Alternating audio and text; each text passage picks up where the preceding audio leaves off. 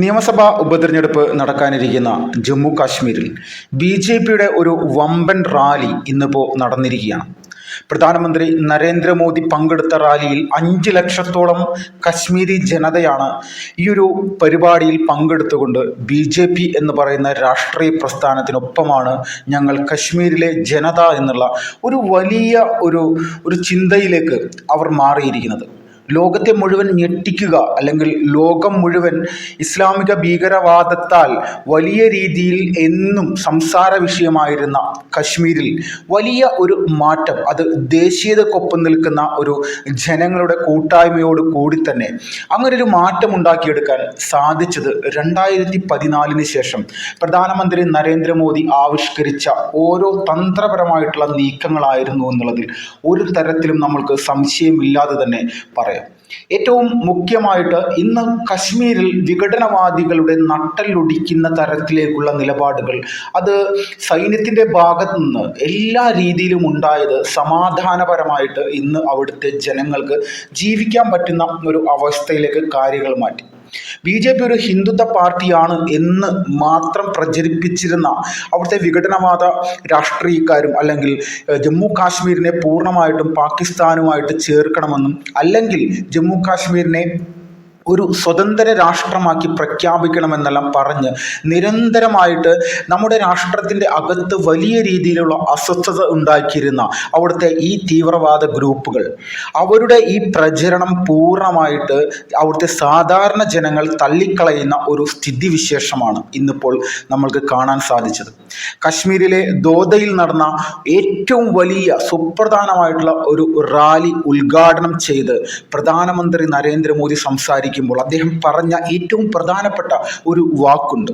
അത് കശ്മീരിനെ നശിപ്പിക്കുന്നതിൽ എന്നും മുൻപന്തിയിലുണ്ടായിരുന്നത് 3 കുടുംബങ്ങളാണ് എന്ന്. അതിൽ പ്രധാനമായിട്ട് നെഹ്റു കുടുംബത്തെ ഒരിക്കൽ കൂടി നരേന്ദ്രമോദി ജമ്മു കാശ്മീരിൻ്റെ വലിയ യാതനയിലേക്ക് അല്ലെങ്കിൽ അവിടുത്തെ ജനങ്ങളെ വലിയ പ്രതിസന്ധിയിലേക്ക് തള്ളിവിടാൻ പ്രധാന കാരണക്കാരായത് ഇവർ തന്നെയാണ് എന്ന് ഒരിക്കൽ കൂടി ഈ നെഹ്റു കുടുംബത്തിന് നേരെ വിരൽ ചൂണ്ടിയിരിക്കുകയാണ്. പിന്നെ അവിടുത്തെ പ്രാദേശിക രാഷ്ട്രീയ പാർട്ടികളായിട്ടുള്ള PDPയുടെയും നാഷണൽ ഹുറിയത്ത് കോൺഫറൻസിൻ്റെയും ഇതുപോലെയുള്ള പല രാഷ്ട്രീയ പ്രസ്ഥാനങ്ങളുടെയും കുടുംബങ്ങൾ ഒന്നടങ്കം ചേർന്നുകൊണ്ട് ജമ്മു കാശ്മീർ സമ്പത്ത് കൊള്ളയടിച്ചുകൊണ്ട് അവിടുത്തെ സാധാരണക്കാരായിട്ടുള്ള ജനങ്ങളെ വലിയ രീതിയിലുള്ള അശാന്തിയിലേക്ക് പ്രതിസന്ധിയിലേക്ക് തള്ളിവിട്ട രാഷ്ട്രീയക്കാരും അവരുടെ കുടുംബക്കാരും ഇന്ന് കശ്മീരിൻ്റെ അധികാരത്തിൻ്റെ ആ മാധുര്യം അതൊന്ന് നുണയാൻ വേണ്ടി ഒരുപാട് പ്രയാസപ്പെടുന്ന ഒരു അവസ്ഥയിലൂടെയാണ് കടന്നു പോകുന്നത്.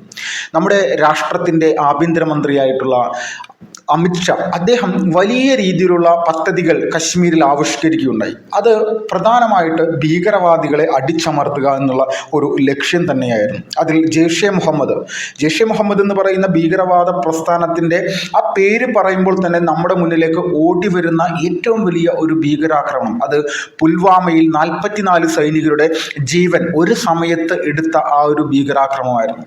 ഇന്ത്യ അതിനെതിരെ കൃത്യമായിട്ട് പാകിസ്ഥാനിൽ കയറി ജെയ്ഷെ മുഹമ്മദിൻ്റെയും ലഷ്കർ-ഇ തൊയ്ബയുടെയും ഭീകര കേന്ദ്രങ്ങൾ ആക്രമിച്ച് 300-നും 400-നും ഇടയിലുള്ള ഭീകരവാദികളെ കൊല വിളിച്ച ഒരു പ്രതികാര നടപടി കൂടി, അതെല്ലാം അമിത്ഷായുടെയും രാജ്യത്തിൻ്റെ പ്രധാനമന്ത്രി നരേന്ദ്രമോദിയുടെയും തിരിച്ചടിക്കാനുള്ള രാഷ്ട്രത്തിനോടുള്ള ഒരു കൂറ് തന്നെയായിരുന്നു എന്ന് കശ്മീരിലെ ജനങ്ങൾക്കും രാജ്യത്തെ മുഴുവൻ ജനങ്ങൾക്കും ബോധ്യപ്പെടുത്തിയ ഒരു പ്രധാനപ്പെട്ട ഒരു സമയം തന്നെയാണ്. അപ്പോൾ നമ്മളെല്ലാവരും ജമ്മു കാശ്മീർ എന്ന് പറയുന്ന സംസ്ഥാനത്ത് ബി.ജെ.പിക്ക് ഇതുപോലെ ഒരു വളർച്ച ഉണ്ടാകാനുള്ള പ്രധാനപ്പെട്ട കാരണം എന്താണെന്ന് വെച്ചാൽ ഇത് തന്നെയാണ്, രാഷ്ട്രത്തിനോടുള്ള കൂറ്. അവിടുത്തെ സാധാരണ ജനങ്ങളുടെ ക്ഷേമത്തിന് വേണ്ടി മാത്രം പ്രവർത്തിക്കുന്ന ഒരു സംവിധാനമായിട്ട് ബി.ജെ.പി നിരവധി വർഷമായിട്ട് അവിടെ ഗ്രാമാന്തരങ്ങൾ തോറും അവിടെയുള്ള പ്രധാനപ്പെട്ട പ്രതിസന്ധി എന്നുള്ള ഭീകരവാദത്തിന് ഇല്ലായ്മ ചെയ്തുകൊണ്ട് സാധാരണ ജനങ്ങളെ അല്ലെങ്കിൽ യുവജനങ്ങളെ പ്രത്യേകിച്ച് അവർക്ക് സ്വയം തൊഴിൽ നേടിയെടുക്കാനുള്ള ഒരുപാട് സാഹചര്യങ്ങൾ ഉണ്ടാക്കിയെടുക്കുന്നതിൽ വളരെയധികം പ്രയാസകരമായിട്ടുള്ള ഒരുപാട് സ്ഥിതികളിലൂടെ കേന്ദ്ര സർക്കാരിന് കശ്മീരിലൂടെ കടന്നു പോകേണ്ടി വന്നു. ഇതിൻ്റെ എല്ലാം യഥാർത്ഥത്തിലുള്ള സത്യസന്ധമായിട്ടുള്ള ഒരു റിസൾട്ടാണ് ഇപ്പോൾ കശ്മീരിലെ ബി.ജെ.പിയുടെ പരിപാടികളിൽ ഇതുപോലെ കശ്മീരിലെ ജനങ്ങൾ വന്ന് അടിഞ്ഞു കൂടുന്നതിൻ്റെ പ്രധാനപ്പെട്ട കാരണം.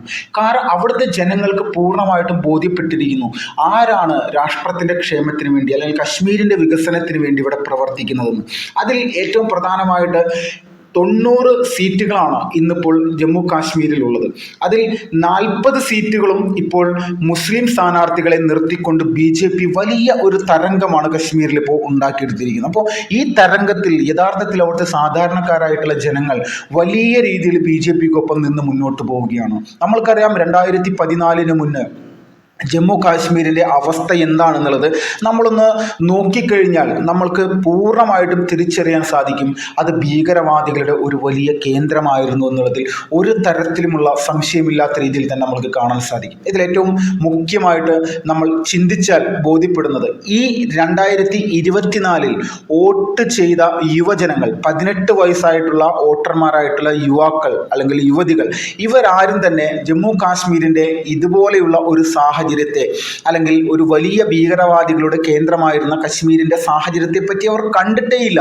കാരണം 2014 നിൽക്കുന്ന സമയത്ത് ഇവിടുത്തെ ഇന്നിപ്പോൾ വോട്ട് ചെയ്തിരിക്കുന്ന 18 വയസ്സുള്ള യുവതി യുവാക്കൾക്ക് അവർക്കന്ന് വെറും 10 വയസ്സ് മാത്രമേ ഉള്ളൂ. അപ്പോൾ അവർ ആ ഒരു കശ്മീരിൻ്റെയോ രാജ്യം എന്നനുഭവിക്കുന്ന പ്രശ്നങ്ങളോ പ്രതിസന്ധികളെയോ പറ്റി ചിന്തിക്കാനുള്ള ഒരു ശേഷിയിലേക്ക് അവർ എത്തിയിട്ടുണ്ടായിരുന്നില്ല.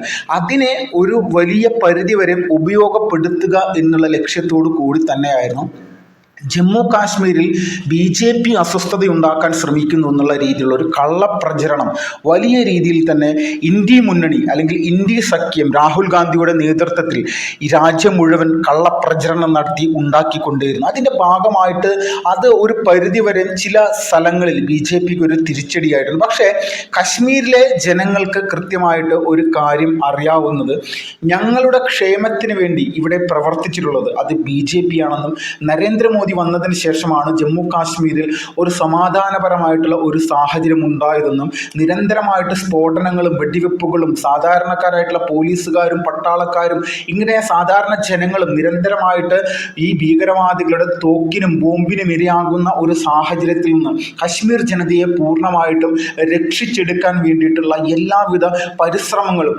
കശ്മീരിൽ നരേന്ദ്രമോദി അവിടെ കൃത്യമായിട്ട് നടപ്പിലാക്കി. അതിൻ്റെ എല്ലാം വലിയ ഉത്തരങ്ങളാണ്, വലിയ റിസൾട്ടാണ് ഇപ്പോൾ പുറത്തേക്ക് വന്നുകൊണ്ടിരിക്കുന്നത്. അത് പൂർണ്ണമായിട്ടും നോക്കിക്കഴിഞ്ഞാൽ ഇന്ന് ദോധയിൽ നടന്ന BJPയുടെ റാലി 5 ലക്ഷത്തോളം കശ്മീർ ജനത പങ്കെടുത്തു എന്ന് പറയുമ്പോൾ തന്നെ ആ സമൂഹത്തിന് ഇന്ന് BJPയോട് എത്രത്തോളം വലിയ രീതിയിലുള്ള ഒരു സ്നേഹമുണ്ടെന്നും അല്ലെങ്കിൽ എത്രത്തോളം കൂറുണ്ടെന്നും നന്ദിയുണ്ടെന്നും നമ്മൾക്ക് തിരിച്ചറിയാൻ സാധിക്കും. ഇത് തന്നെയാണ് ഇപ്പോൾ വരുന്ന ചില സർവേകളിൽ BJP കശ്മീരിൽ ഒരു വലിയ തിരിച്ചുവരവ് അല്ലെങ്കിൽ വലിയൊരു കുതിച്ചുചാട്ടം നടത്താനുള്ള എല്ലാവിധ സാഹചര്യമുണ്ടെന്ന് നിരന്തരമായിട്ട് പറഞ്ഞുകൊണ്ടിരിക്കും. ജമ്മു കാശ്മീരിലെ മുഴുവൻ സീറ്റുകളിലും അതിൽ ജമ്മുവിലെ മുഴുവൻ പൂർണ്ണമായിട്ടുള്ള സീറ്റുകളിൽ BJP ഒറ്റക്ക് നിന്ന് ജയിക്കാൻ സാധിക്കുന്ന എല്ലാവിധ സാഹചര്യങ്ങളും ഇന്നുണ്ട്. അപ്പോൾ ആ ഒരു സാഹചര്യം BJPക്ക് വലിയ രീതിയിൽ മുതൽക്കൂട്ടാകുമെന്നും ഇന്ത്യ സഖ്യത്തിനൊക്കെ ശക്തമായിട്ടുള്ള തിരിച്ചടി ഉണ്ടാകാനുള്ള എല്ലാവിധ സാഹചര്യവും കശ്മീരിൽ ഉണ്ടാകുമെന്നുള്ളതിലും 1% പോലും സംശയമില്ലാത്ത രീതിയിലുള്ള കാര്യങ്ങൾ തന്നെയാണ് നടന്നുകൊണ്ടിരിക്കുന്നത്. നിരന്തരമായിട്ട് നമ്മുടെ രാജ്യത്തിൻ്റെ ഏറ്റവും നെറുകയിൽ അല്ലെങ്കിൽ ഭാരതമാതാവിൻ്റെ സിന്ദൂരം അണിയുന്ന ഒരു പ്രദേശത്ത് ആ ഒരു തലയുടെ മുകളിൽ നിരന്തരമായിട്ട് ഭീകരവാദികൾ നടത്തിയ അഴിഞ്ഞാട്ടത്തിന് ഒരു തരത്തിലും അതിനൊരു ഇളവും കൊടുക്കാതെ പൂർണ്ണമായിട്ടും അവരെ ഏത് തരത്തിൽ ശിക്ഷിക്കണമെന്ന് കൃത്യമായിട്ട് പഠിച്ച് മനസ്സിലാക്കി അത് നിരന്തരമായിട്ട് അവിടെ പ്രവർത്തിച്ച് ചെയ്ത് കാണിച്ച ഒരു വ്യക്തിത്വമാണ് രാഷ്ട്രത്തിൻ്റെ പ്രധാനമന്ത്രിയായിട്ടുള്ള നരേന്ദ്രമോദി എന്നുള്ള തർക്കമില്ല. ആ മോദിയെ കാണാൻ വേണ്ടിയിട്ടാണ് ഇന്ന് ജമ്മു കാശ്മീരിലെ ഒരു വലിയ കൂട്ടം ജനങ്ങൾ BJPയുടെ പരിപാടിയിൽ അണിനിരന്നുകൊണ്ട് BJPക്കൊപ്പം നിന്നതെന്നുള്ളതിൽ ഒരു സംശയമില്ലാതെ തന്നെ നമ്മൾക്ക് പറയാനായിട്ട് സാധിക്കും.